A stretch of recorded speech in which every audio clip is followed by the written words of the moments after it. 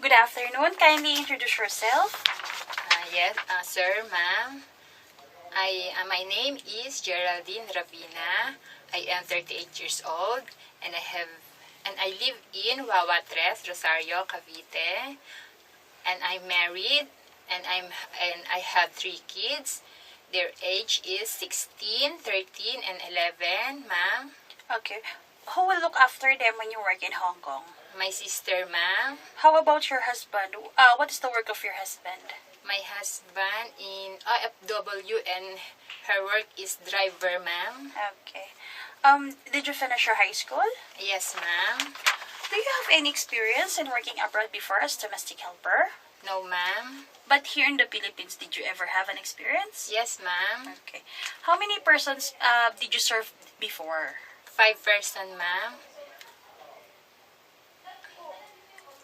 And they 3 kids, ma'am. So when you arrive in that family, what are the ages of the kids?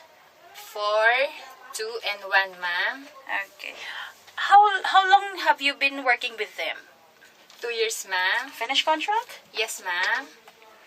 How many helpers do they have? 2 helpers, ma'am. 2 helpers. And what is your main duties? Clean their house, ma'am. Wash their clothes, ma'am. And I'll take care their kids, ma'am. Did you send the kids to the school? Yes, ma'am. Okay. In the morning, what first did you do when you wake up? First, ma'am, I will cook their breakfast, ma'am.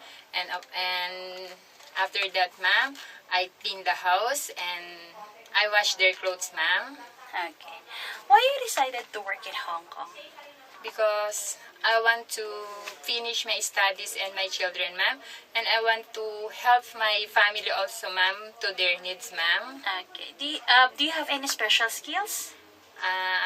I am driving motor, ma'am, and I am gardening. Okay. Are you willing to take care of a newly born baby? Yes, ma'am. Okay. If ever the baby has a fever, what will you do?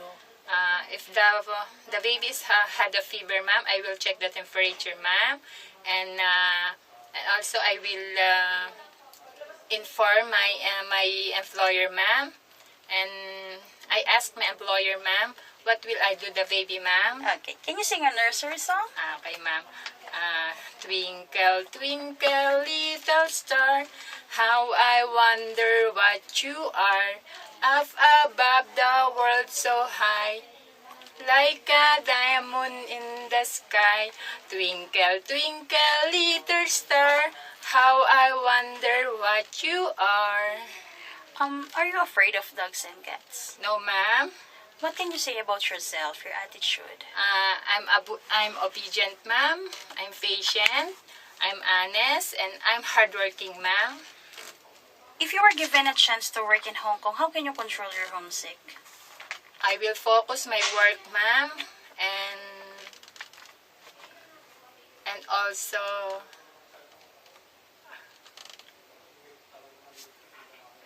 I'm a hardworking, ma'am. Okay.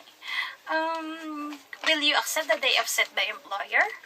Yes, ma'am. What kind of employer are you looking for? Nice, ma'am, understanding, and I will